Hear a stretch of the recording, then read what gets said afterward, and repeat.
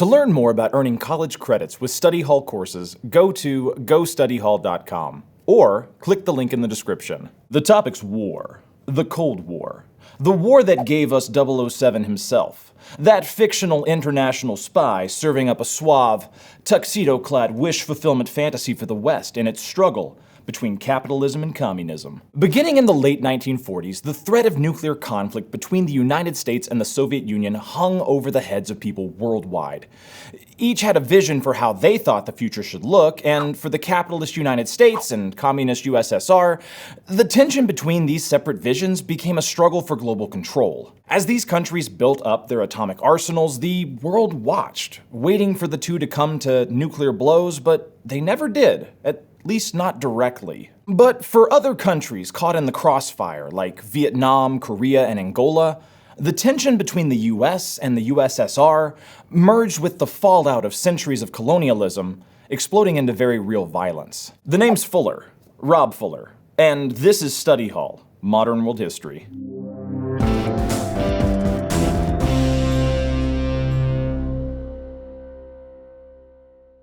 Capitalism and communism weren't just two rock'em sock'em robots duking it out on the world stage, they're two very real economic systems, each trying to speak to the needs of a modern 20th century economy. Capitalism focuses on private industry and individual consumer choices, driven by the belief that the economy grows and innovation flourishes when businesses are allowed to profit without restriction. Communism, on the other hand, argues that businesses are corrupt, profit chasers, so the government needs to guide and regulate the economy, redistributing wealth according to the needs of the people. Of course, in practice, things can get a lot muddier. Capitalist countries struggle with huge wealth inequality, and the strict governmental control of communism often hurts the very people it's trying to uplift. The US and USSR were both confident that their particular system was the best strategy for economic development. And in the messy aftermath of World War II, the US and USSR went to extremes to remake the global order according to their own economic vision, with themselves at the helm, of course. Now, the US and the Soviet Union weren't always at odds. During World War II, they worked together to fight against Nazi Germany and Imperial Japan. But the experiences of war for them were very different. The United States didn't join the fighting until pretty late in the war, and aside from the attack on Pearl Harbor, there was no fighting on US soil. The Soviet Union, on the other hand, lost over 18 million people in World War II, with about a third of them being civilians. When the war ended, Soviet leader Joseph Stalin took control of neighboring countries to create a buffer between Germany and the Soviet Union. After all, Germany had invaded Russia twice in Stalin's lifetime alone, killing somewhere between 20 and 27 million people over 10 years. Of course, this meant that countries that had been independent, like Poland and Bulgaria, were now forced to follow Stalin's directions. Communism was supposed to be anti-imperialism, but Stalin had turned the USSR into just another land-grabbing empire. And the Soviet Empire wasn't just meddling in Europe. Following the defeat of Imperial Japan in occupied Korea, the country was divided in half along the 38th parallel, with Stalin quickly installing a communist dictatorship in North Korea. But the USSR wasn't the only one sticking their nose, and economic policy, into other countries' business.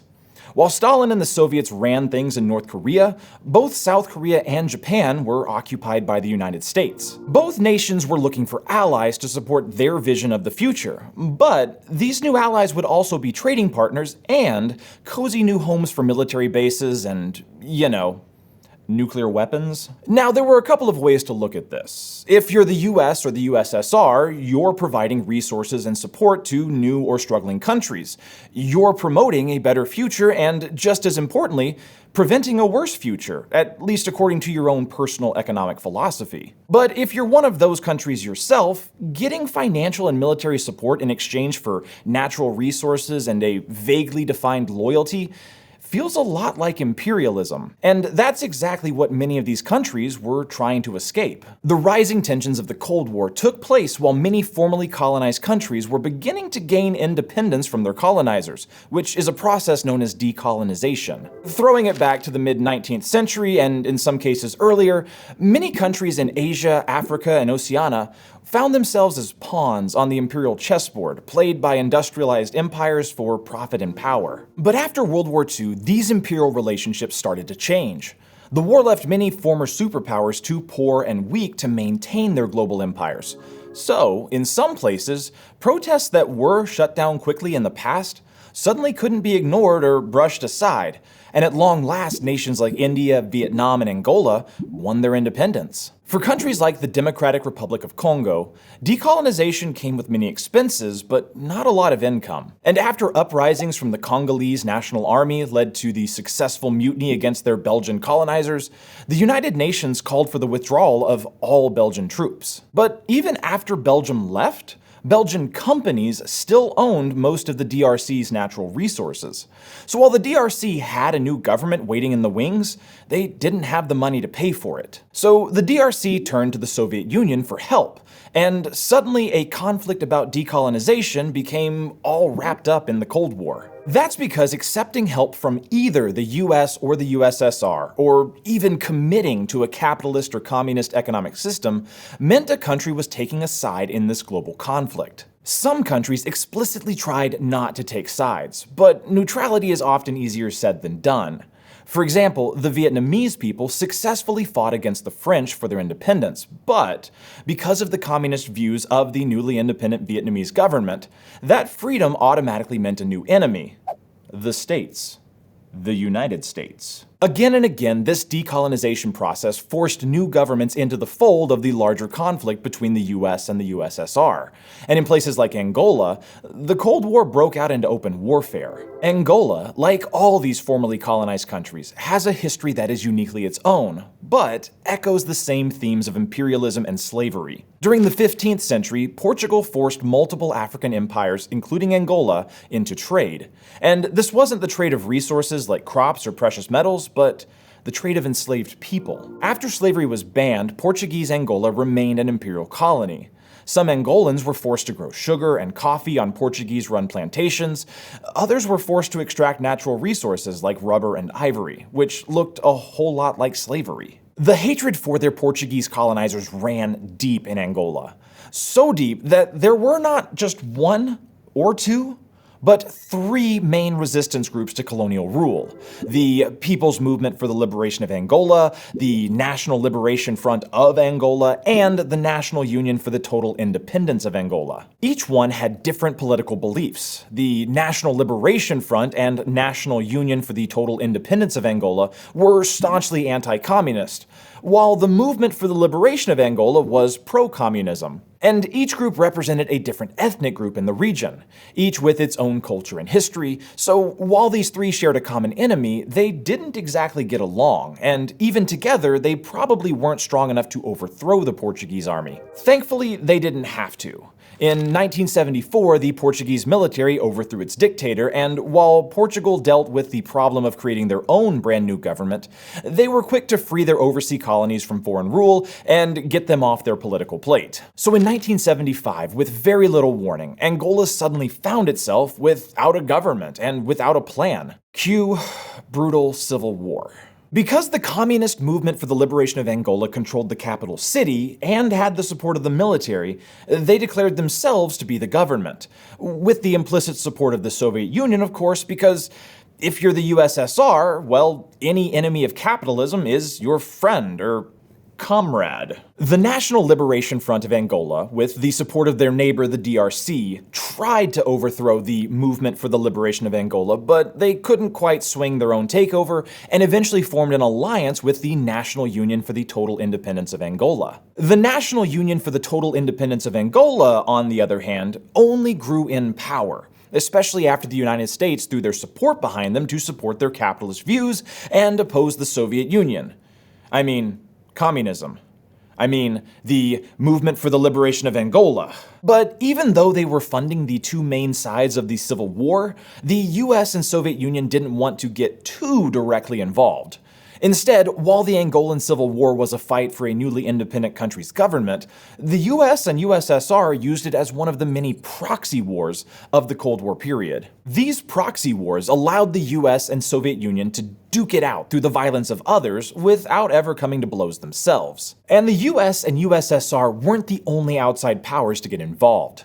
Governments all over the world had a stake in the communist versus capitalist struggle for the future.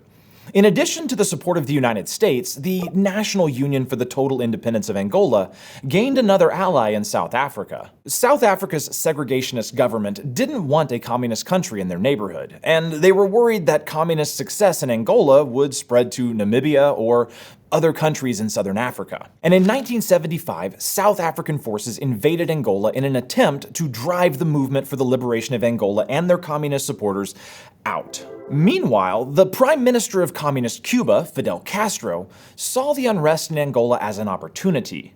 Yes, Cuba, all the way on the other side of the Atlantic. In more local Latin America, the US had been quick to crush any and all communist rebels, and Castro thought he might have better luck in Africa despite the long commute.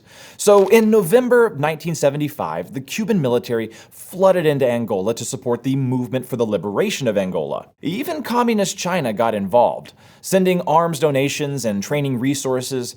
However, like the USSR and the United States, China was very careful to keep their own soldiers out of the direct conflict. The violence in Angola dragged on for years, long after the official end of the Cold War itself. But after years of brutal fighting funded by countries across the globe, the Angolan Civil War finally ended when the Movement for the Liberation of Angola and the National Union for the Total Independence of Angola finally joined forces, creating a democratically elected government in 2008. I'll save you the calculations. That's a whopping 33 years after the fighting began. It wasn't until the death of some of the original leaders that the next generation was able to find common ground and establish peace. So, although the US and Soviet Union never came to blows during the Cold War, the proxy wars they funded sure did, dragging on long after these two countries made up. By the mid-20th century, the world was more connected than ever, thanks to technology, communication, alliances, and trade. That meant that one country's actions, or goals for a supreme communist or capitalist future, affected the whole world. The rapid decolonization in the wake of World War II set up the perfect opportunity for the US and the USSR to reshape the globe to their specific capitalist or communist tastes. While these wealthy established empires could hide behind their money, paying to fuel conflict on foreign soil, countries who had only just gained their freedom from imperial rule were forced to take all of the shots not fired between the US and the Soviet Union. For James Bond, the Cold War meant taking down his international adversaries one epic gunfight at a time, but for the US and the USSR, it meant a rush for military supremacy and resources, and of course, the imminent threat of nuclear war. But for newly independent countries across the globe, the Cold War meant very real violence and just one more chapter in their bloody colonial history. A history that, like the Bond cinematic universe, continues today. If you're enjoying Study Hall Modern World History and are interested in taking online courses and earning college credit, visit gostudyhall.com or click on this button to learn more. Thanks for watching, we'll see you next time.